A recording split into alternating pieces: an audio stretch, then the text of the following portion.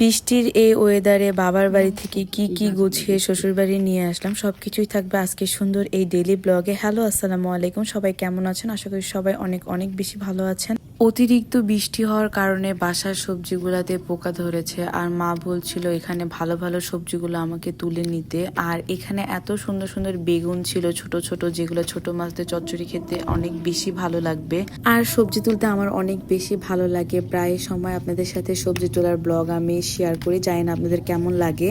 আর এখানে সবগুলা বেগুন আমি তুলে নিচ্ছিলাম, একটা বেগুনও রাখবো না, যেহেতু এখন অতিরিক্ত বৃষ্টি হয় আর পোকা ধরে যাবে আর পচেও যাবে, যার কারণে সব বেগুন তুলে আসলে ফ্রিজে রেখে দেবো যাতে নষ্ট না হয়। আর অতিরিক্ত বৃষ্টির কারণে আর ঘাস হওয়ার কারণে সব সবজি, তারপর শাক, এগুলো সব নষ্ট হয়ে যাচ্ছিল। বেগুন, তারপর পেঁপে। আর এখানে মাশাআল্লাহ লিখতে কেউ ভুলবেন না, এই ছোট ছোট গাছগুলাতে এত সুন্দর পেঁপে ধরছে, মাশাআল্লাহ, আল্লাহ রহমত। গাছগুলো দেখতে যে একটা জিনিস কষ্ট করে লাগায়, তারপর সেটা আলহামদুলিল্লাহ এত সুন্দর ফলন আল্লাহ দেয় যে কি বলবো, কষ্টগুলো একদম মানে কিছুই মনে হয় না।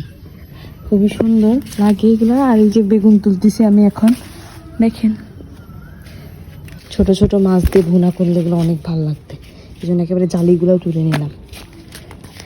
এবার আমি পেঁপে তুলা দেখাই আপনাদেরকে, যে কোন পেঁপেটা সবচেয়ে বড় সেটাই তুলবো এখন।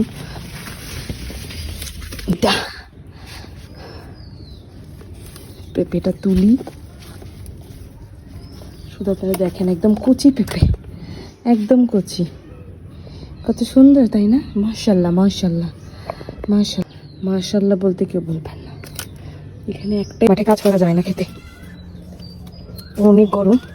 বাসার জন্য আমি কিছু নিব আর কিছু মাকেও তুলে দিয়ে যাই।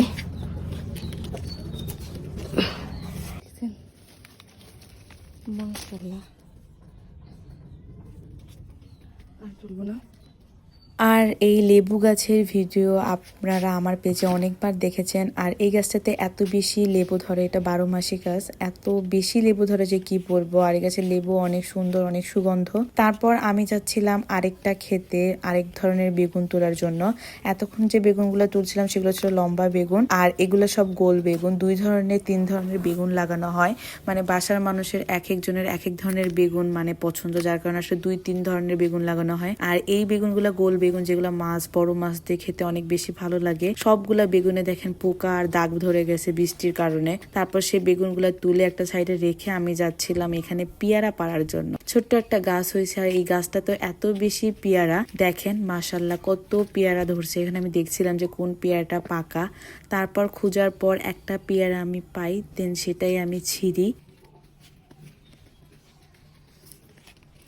আর এতগুলা পেয়ারার মধ্যে এই পেয়ারাটাই পাকা ছিল, যেটাই আমি ছিঁড়েছি, আর এটা অনেক বেশি মজা ছিল।